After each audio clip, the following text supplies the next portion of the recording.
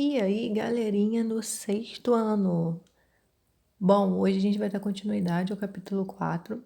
Vamos falar sobre a Lua, suas fases, seus movimentos e também o eclipse lunar e o eclipse solar. Bora lá.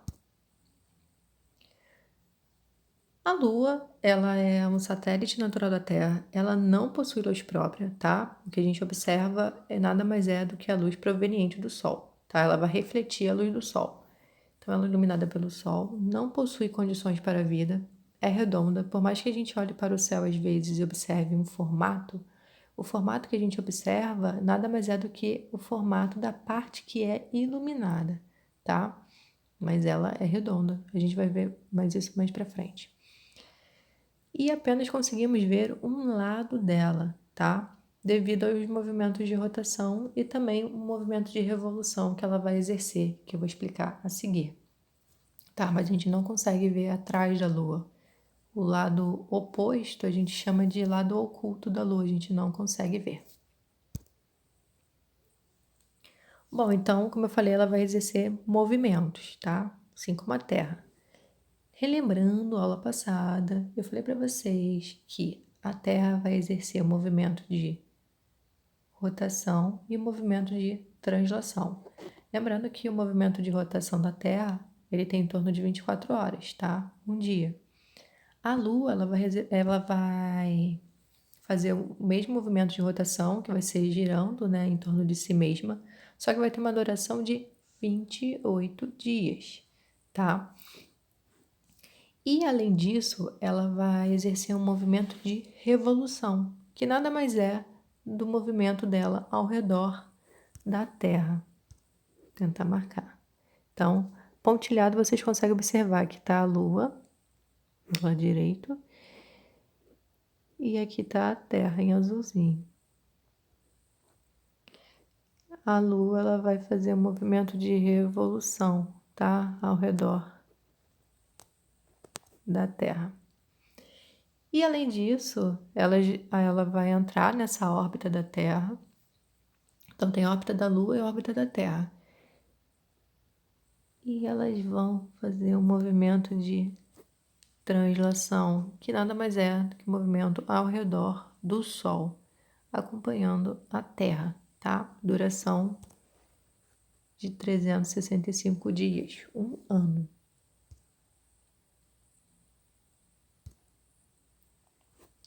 As fases da Lua.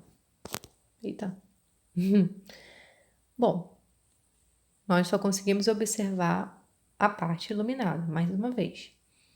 E que ele vai variar conforme os movimentos que ela exerce perante a Terra e o Sol. É por isso que ela parece ter tantas formas, tá? Ela está posicionada entre o Sol e a Terra. Quando ela está posicionada entre o Sol e a Terra, né, alinhada, a gente chama de lua nova. Ó, a luz do Sol em amarelo e aqui a lua nova. Se vocês observarem, por que a lua nova? Ela vai estar exatamente alinhada, ó. Do lado esquerdo você tem a Terra em azul, a Lua é isso aqui. Esse onde está escrito nova é o que a gente consegue observar, tá? Que é nada. Seria a sombra. Porque se você tem a radiação solar daqui, a luz solar daqui, esse lado branco vai ser iluminado e o lado oposto da Lua, que seria o que a gente deveria observar, ele vai estar na sombra. Então, se você estiver aqui na Terra, espero que na Terra, né, galera? Estiver aqui na Terra, é que eu tô sem caneta de telefone, eu tô com o meu dedo, por isso tá saindo meio assim. Mas entenderam, se você estiver aqui na Terra e olhar para o céu, você não vai ver nada, se ela estiver 100% alinhada, tá? Mais pra frente a gente vai falar sobre o eclipse solar. Aí, passando-se 7 dias, num sentido anti-horário, a Lua vai estar no seu quarto crescente, ou seja, a gente vai ter a lua crescente. Nós só veremos um quarto da lua, tá? Porque a gente não consegue observar sua totalidade, apenas um quarto. Seu formato é um semicírculo e nesta fase a lua ela nasce aproximadamente ao meio-dia e se põe aproximadamente à meia-noite, tá? Depois de 7 dias, você vai ter a chamada lua cheia. Na fase da lua cheia, a Terra está entre o Sol e a Lua, e, portanto, nós vamos conseguir observar a totalidade da Lua, que ela vai estar 100% iluminada. Nessa fase, a Lua nasce aproximadamente às 18 horas e ela vai se pôr às 6 horas da manhã, tá? Do dia seguinte. Passando-se 7 dias, você vai ter o quarto minguante. Mais uma vez, a gente só vai conseguir observar um quarto da totalidade da Lua, tá? Só que agora no sentido oposto da fase crescente. Nesse período, ela se encontra no formato de semicírculo e ela nasce aproximadamente à meia-noite e se põe aproximadamente ao meio-dia. E depois vamos passar mais 7 dias e vai ter a lua nova, como eu já falei.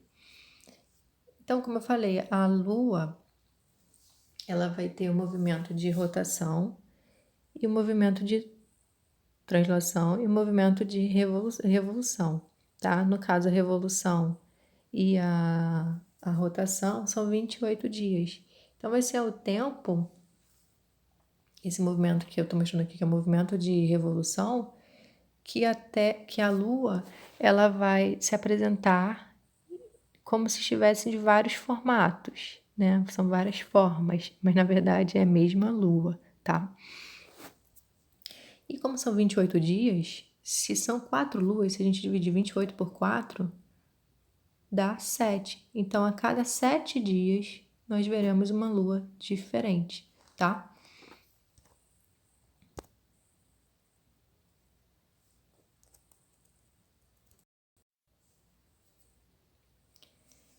Bom, a lua e as marés. Acho que aqui todo mundo, ou a grande maioria, já foi à praia bem cedinho e já ficou até tarde aproveitando a praia e percebeu que a água do mar avançou em direção à areia. Muitas das vezes a gente quer colocar a barraca de praia, a cadeira, a canga próximo da água e a gente acaba tendo que trazer para trás. Por quê? A água vai subindo, né? E a gente tem as marés, né? A subida e a descida dessas águas. Em relação à costa, é conhecido como maré. A Lua, ela vai ser a maior responsável pela movimentação das águas do oceano. Sem o poder de atração que ela exerce sobre as águas, os oceanos e mares ficariam no mesmo nível, tá? Lembrando que, dependendo da parte do planeta que você esteja, você não vai conseguir ter as 4 marés durante um dia, tá? Tem lugares no mundo que as pessoas conseguem ter 2 marés altas no mesmo dia e 2 marés baixas, tá? Mas isso não é obrigatório. Isso acontece de forma heterogênea no planeta. Isso vai acontecer, essa maré vai acontecer devido às forças gravitacionais que a Lua vai exercer sobre todos os objetos na Terra, mas como a água. E ela vai ficar muito mais visível, né? Aqui nesse esquema, o que vai estar de roxinho na Terra, em volta da Terra azulzinha, está representando a maré, tá? Então, a Lua ela gira em torno de nosso planeta, ela vai atrair a Terra cada vez mais para si, como se ela estivesse puxando. E essa atração provoca mudanças nos níveis das águas, tá? Como a Lua ela se movimenta e a Terra também se movimenta, a atração exercida pela Lua ela não fica restrita apenas a um ponto. porque a Terra vai estar girando, realizando esse movimento de rotação que tem a duração de um dia. Então, ao se mover, ela faz a água subir e descer em diferentes regiões do globo. Isso quer dizer que a maré pode estar alta em um ponto do planeta e no outro ponto do planeta a maré pode estar baixa, tá? Nesse esquema a gente consegue observar bem isso. A primeira a gente tem a maré forte, ou também chamada maré de águas vivas ou maré de Sigígia, e ocorre durante a fase de lua nova, que é quando a lua estará alinhada com a Terra e o Sol. Depois você tem a maré fraca, ou maré de águas mortas. A amplitude vai ser bem menor. Depois você tem uma nova maré forte, né, durante a lua cheia. Durante a lua cheia, a lua ela vai estar atrás da Terra, né, escondidinha. A gente vai conseguir, mas a gente vai conseguir observá-la toda. E depois a gente tem a maré fraca, que também tem uma amplitude mínima, amplitude mais baixa, que será quando a lua estiver no quarto minguante, tá? Lembrando que a gente tem a força de atração da lua e a força de atração do sol, e tem a força gravitacional da Terra. Então anota aí no seu caderno. A maré viva, também chamada de maré de Cisígia, é a maré forte. Ela ocorre apenas durante a lua cheia e a lua nova. Já a maré morta, ou também chamada de maré mínima, ela é fraca e ela só vai ocorrer na lua crescente e na lua minguante.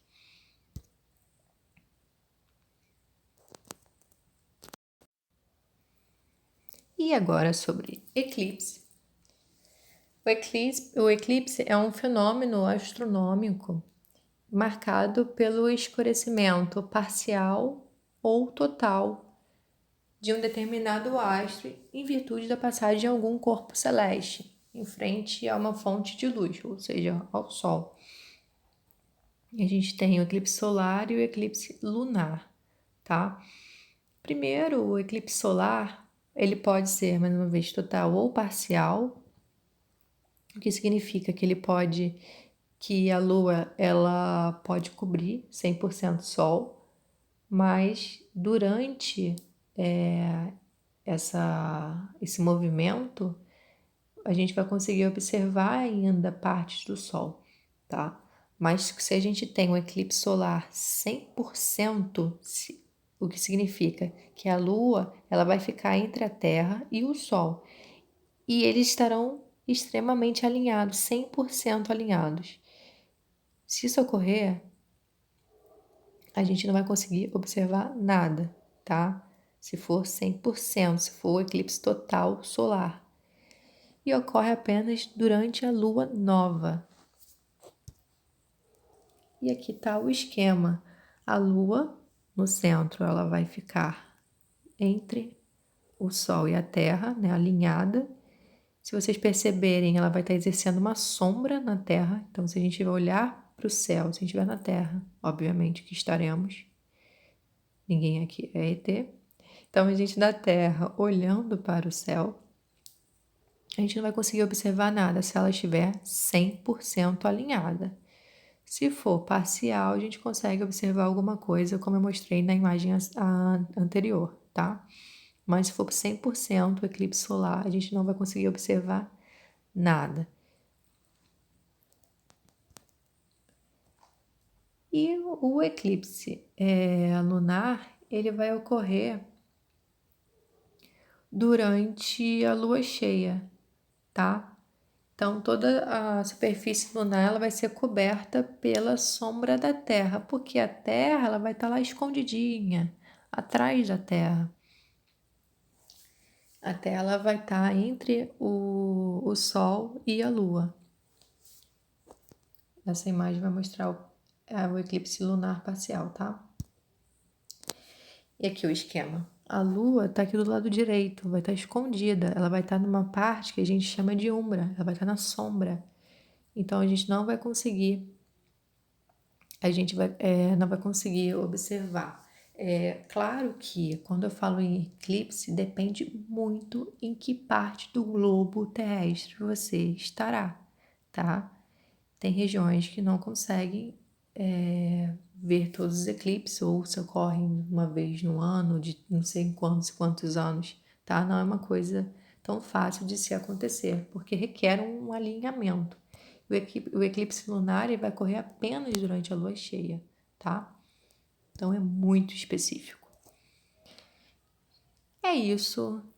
A gente finalizou o capítulo 4. Qualquer dúvida que vocês tenham, vocês podem estar me perguntando. Por favor. Beijos e até a próxima.